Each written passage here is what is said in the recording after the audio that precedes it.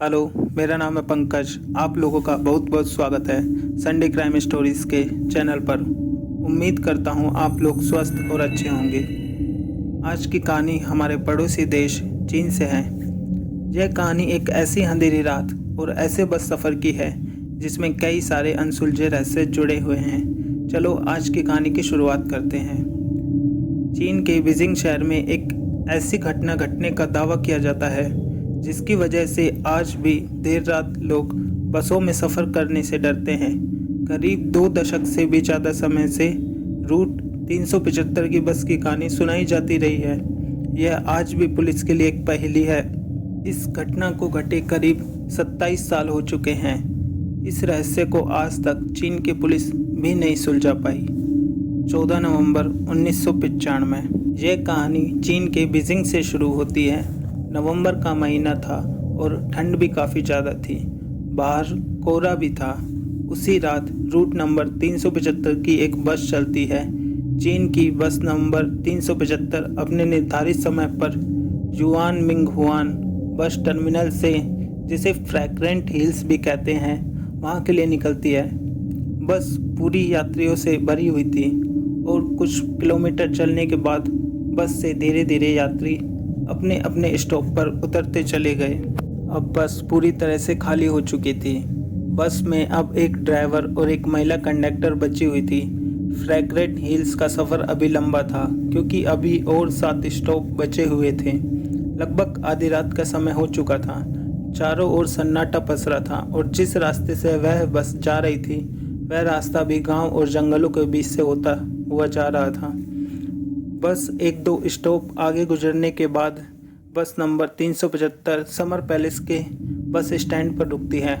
वहां से एक वृद्ध महिला, एक 19 साल का लड़का और एक यंग कपल चढ़ते हैं।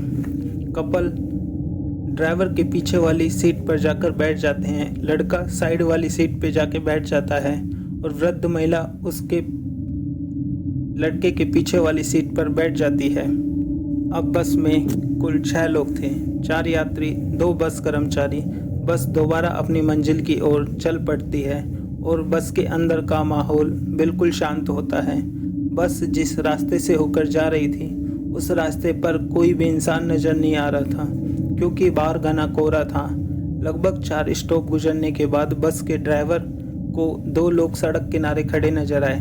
यह देख पहले तो ड्राइवर ने सोचा कि बस नहीं रोकूंगा क्योंकि वो जहाँ खड़े थे वहाँ कोई बस स्टैंड नहीं था, लेकिन महिला कंडक्टर के समझाने पर ड्राइवर ने बस रोकी। महिला ने कहा कि यह इस रूट की आखिरी बस है और उन्हें कोई दूसरी बस भी नहीं मिलेगी। बस रुकते ही वह 2 लोग बस के पीछे वाले दरवाजे से अंदर दाखिल होते हैं। मगर तभी हैरान करने वाली बात यह हुई कि बस में सफ़र कर रहे यात्री और बस कर्मचारियों के होश उड़ गए। उन्होंने देखा कि बस में 2 नहीं बल्कि 3 लोग दाखिल हुए थे। उनमें से 2 व्यक्तियों के चेहरे बिल्कुल सफ़ेद थे। तीसरे व्यक्तियों को उन्होंने अपने कंधे के सहारे देकर खड़ा कर रखा था। तीसरे व्यक्ति का सर नीचे की ओर था, बाल बिखरे हुए और चेहरा बिल्कुल ढका हुआ। तीनों लोगों ने चीन के प्राचीन काल के कपड़े पहने हुए थे। यह तीनों बस के सबसे पीछे वाली सीट पर जाकर बैठ जाते हैं। सब लोग उनको देखकर डर रहे थे। बस में अशांति ना फैले इसलिए महिला कंडक्टर ने लोगों को समझाया। उन्होंने कहा कि हो सकता है यह लोग किसी नाटक कंपनी में काम करते हो। देर रात होने की वजह से घर जाने की जल्दी होगी, इसलिए इन्होंने कपड़े उतारने नहीं होंगे। बस नंबर 375 आगे की ओर बढ़ी। अब बस में कुल 9 लोग सवार थे। बस में पहले से जो वृद्ध महिला सफ़र कर रही थी वह बार बार पीछे मुड़कर देख रही थी। अगला स्टॉप आया तो यंग कपल इसी स्टॉप पर उतर जाते हैं।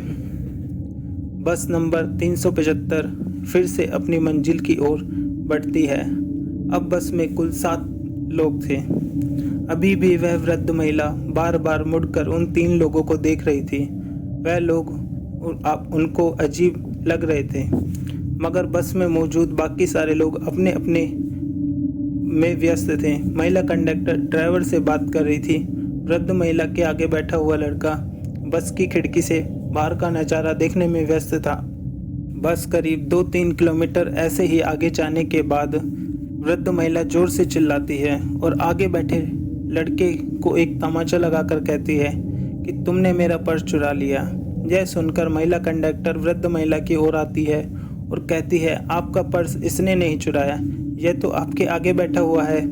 लड़के ने भी यही बात वृद्ध महिला को समझाई, मगर वृद्ध महिला अपनी बातों पर अड़ी हुई थी। लड़के को पुलिस के हवाले करने की बात करने लगी। महिला और कंडक्टर दोनों आपस में जिदी कि मुझे बस यहीं रुकवानी है और इसको पुलिस स्टेशन लेके जाना है। ड्राइवर ने बस रोक दी। बस रुकते ही वृद्ध महिला ने लड़के का कॉलर पकड़कर घसीटा और उसे नीचे उतारा। बस वापस अपनी मंजिल की ओर निकल गई। अपने साथ हुए इस घटना से लड़का बहुत परेशान हो चुका था। लड़के ने वृद्ध महिला से बोला, मैंने आपका पर्स नहीं चुराया और आपने मुझ पे गलत इल्ज़ाम लगाया है। आपकी वजह से मेरी आखिरी बस छूट गई। अब मैं घर कैसे जाऊंगा? और आप मुझे कौन से पुलिस स्टेशन लेके जा रही थी, क्योंकि यहाँ अगल बगल तो कोई पुलिस स्टेशन नहीं है। तभी वृद्ध महिला ने एक लंबी गहरी सांस भरी और बाद में लड़के से कहती है, मैंने तुम्हें पुलिस स्टेशन ले जाने के लिए बस से नहीं उतारा और ना ही तुमने मेरा पर्स चुराया है। यह इल्ज़ाम मैंने तुम्हारी जान बचाने के लिए लगाया था। यह सुनकर लड़का चौंक जाता है और बोला, आपने मेरी जान कैसे बचाई? वृद्ध महिला कहती है, याद है तुम्हें वह 3 व्यक्ति जो बस में सबसे आखिरी में चढ़े थे? मैंने पूरे रास्ते उन पर नज़र रखी। मुझे शुरू से ही वो लोग अजीब लग रहे थे। रास्ते के दौरान जब मैं उनकी ओर देख रही थी तो उनके कपड़े तेज़ हवाओं के कारण थोड़ी देर के लिए हवा में उड़े। यह देख के मैं डर गई क्योंकि उनके पैर ही नहीं थे। मुझे अपनी आंखों पे विश्वास ही नहीं हुआ। ऐसा लगा जैसे मैंने कोई सपना देखा हो। तीसरे व्यक्ति का चेहरा मुझे दिखा। यह देख के मैं समझ चुकी थी कि वह इंसान नहीं है। मुझे जितना जल्दी हो सके उस बस से उतरना था और तुम्हारी जान बचानी थी, इसलिए मैंने पर्स का झूठा इल्ज़ाम तुम्हारे ऊपर लगाया। यह सुनकर जब लड़के ने उससे पूछा कि यह बात ड्राइवर और कंडक्टर को क्यों नहीं बताई, तो वृद्ध महिला ने बोली, अगर मैं उनको भी बताती तो उन लोगों को शक हो जाता और हम दोनों भी नहीं बच पाते। इसके बाद वृद्ध महिला और लड़का तुरंत पुलिस स्टेशन जाते हैं और पुलिस कर्मचारियों को अपने साथ घटी घटना के बारे में बताते हैं, लेकिन पुलिस कर्मचारी उनकी बातों पर यकीन नहीं करते और उन्हें घर जाने की राय देते हैं। साथ ही पुलिस वाले यह आश्वासन देते हैं कि अगर इस तरह की कोई घटना होती है तो उसके ऊपर पुलिस कार्रवाई जरूर करेगी। वृद्ध महिला और लड़का अपने अपने घर चले जाते हैं और अगले दिन सुबह 15 नवंबर को पुलिस को सूचना मिलती है, yuan Ming Hwan bus terminal से फ्रैग्रेंट हिल तक जाने वाली 375 वाली बस अभी तक गायब है। वह अपने निर्धारित समय पर बस टर्मिनल पर अभी तक नहीं पहुंची। पुलिस को यह सूचना मिलने के बाद वह समझ गई कि वृद्ध महिला और लड़का जो कह रहे थे वो सच हो सकता है। तुरंत पुलिस वृद्ध महिला और लड़के को पुलिस स्टेशन बुलाती है और उनकी बताई बात को रिकॉर्ड करती है। देखते ही देखते पूरे चीन में यह खबर आग की तरह फैल जाती है कि रूट नंबर 375 की बस गायब है। पुलिस की काफ़ी मशक्क़त और छानबीन करने के बाद भी बस नंबर 375 की कोई जानकारी नहीं मिलती। यहाँ तक कि पुलिस ने सारे सीसीटीवी कैमरे खंगाले, मगर कोई भी उस बस का नामो निशान नहीं था। 16 नवंबर को पुलिस को सूचना मिलती है कि एक बस नदी में गिरी हुई है।